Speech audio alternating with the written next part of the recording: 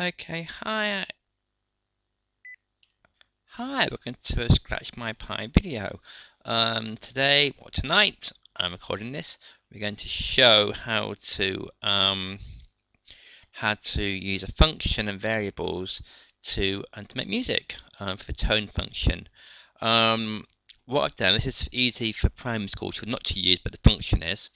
So I've defined about 20 variables, integers. C4 is 262. That means on the piano, note C, C4 is 262 hertz. C sharp 4 is 277, all the way up to, you got A4 at 440 hertz, up to G5 784. I thought that was all we needed.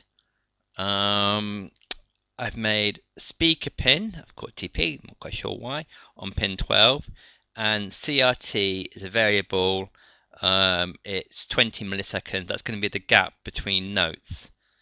So in my loop section, I've created a function, Star Wars, at 350, and then no tone for 1000, 1 second.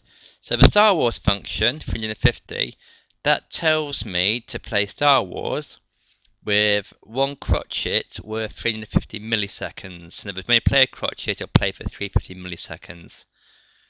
So the Star Wars function is here. So it gets that 350 in the function, and it says crotchet is now worth 350. A quaver is worth half of that, and the minim is worth double that. Then all I've done is I've gone through the first page of Star Wars. So my function for that is P tone, D4 on a quaver, D4 on the quaver, D4 on the quaver, G4 on the minim, D5 on the crotchet, all with this P tone function. So what happens is it looks at that and says, well, D4 on the quaver on the P tone, what's the P tone function? So down at the end, the P tone function, it takes the notes, so D4 here, and it takes the time as integers. It then looks up at the top what D4 is worth. So D4 is worth 294. So okay, it says. So I'm going to play 294 TP on pin 12, and the time, well, it's a minim. I know a minim, it says, or a minim is worth double the crotchet. The crotchet is 400. And then plays after that no tone for the delay. So I'm just going to plug it in now, so you'll be able to hear the music. Then I'll demonstrate it a bit more. So I just turn that round, plug it in.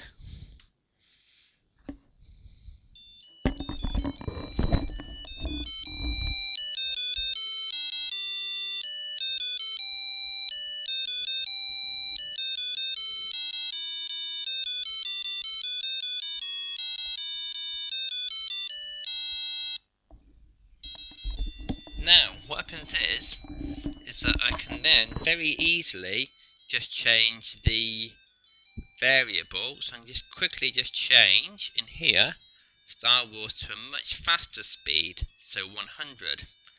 Then upload it. And when it uploads, in a second, you'll hear the speed change. And that's why variables are really good, because, let's get to the end, it's nearly uploaded, uploading now.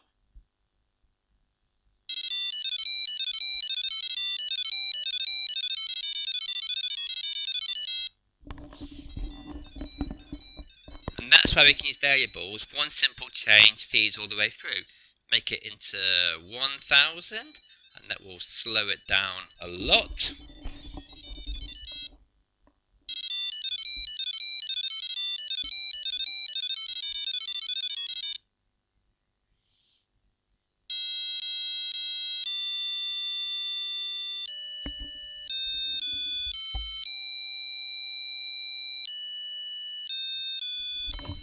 Okay, and then I put it back to normal. So we thought 350 was about the right speed for that, the right tempo.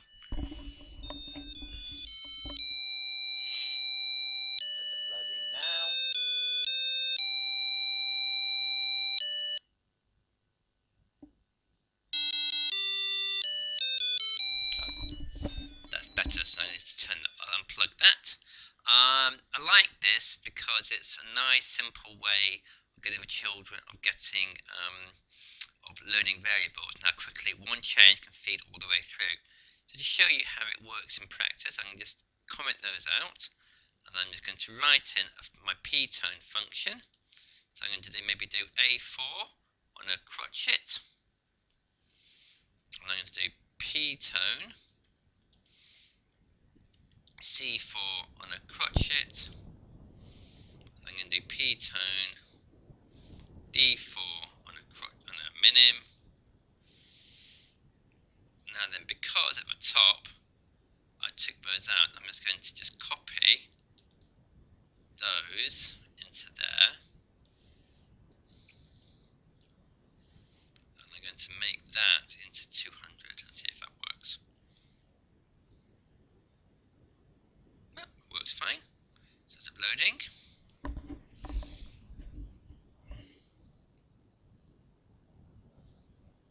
It helps if it's plugged in, so let's just plug it in. So I said I unplugged it when I was doing the Star Wars. Let's plug it in. Always helps. Just playing Star Wars. Gonna upload it now.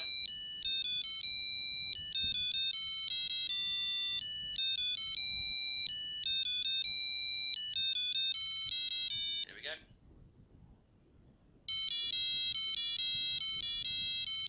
And change that to 600.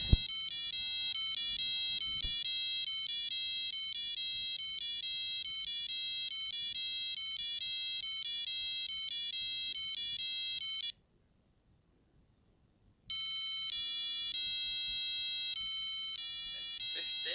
Why not?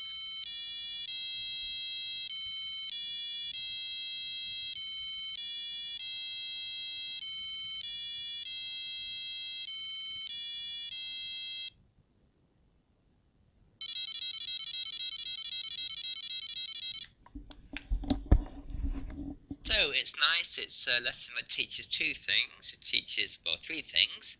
It teaches variables, how variables can change. Can you change a variable and then work feeds through? It teaches music, and yeah, and it teaches yeah, it teaches music, uploading. It's a nice, fun program. Okay, thank you for watching. Talk to you later. Bye.